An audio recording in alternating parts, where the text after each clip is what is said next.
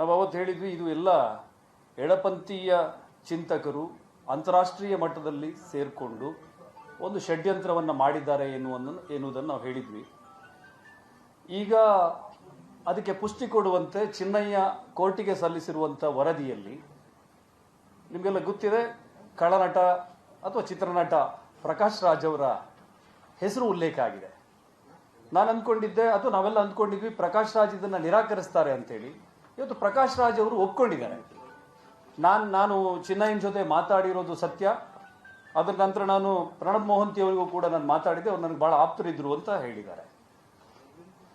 ಈಗ ನಮಗೆ ಬಹಳ ಮುಖ್ಯವಾದ ಪ್ರಶ್ನೆ ಇರುವಂಥದ್ದು, SIT ರಚನೆ ಆಗುವ ಮೊದಲೇ ಪ್ರಣಬ್ ಮೊಹಂತಿ ಅವರಿಗೆ ಪ್ರಕಾಶ್ ರಾಜ್ ಮಾತಾಡಿದ್ದಾರೆ ಅನ್ನೋದು ಗೊತ್ತಾಗಿದೆ.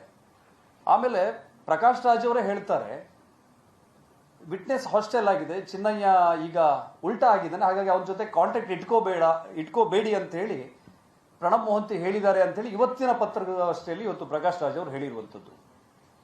ನಮಗಿಲ್ಲಿ ಬಹಳ ಮುಖ್ಯವಾಗಿ ಕಾಡುವಂಥ ಪ್ರಶ್ನೆ, ಜುಲೈ 15ನೇ ತಾರೀಕಿಗೆ ಓಜಸ್ವಿ ಗೌಡ್ ಅವರು ಇದು ನಮ್ಮ SITಗೆ ಚೀಫ್ ಆಗಿ ಪ್ರಣಬ್ ಮೊಹಂತಿ ಅವರು ಬರಬೇಕು ಅಂತ ಹೇಳಿ ಒಂದು ಪತ್ರವನ್ನು ಬರೀತಾರೆ, ಅದರಲ್ಲಿ ಉಲ್ಲೇಖ ಮಾಡ್ತಾರೆ.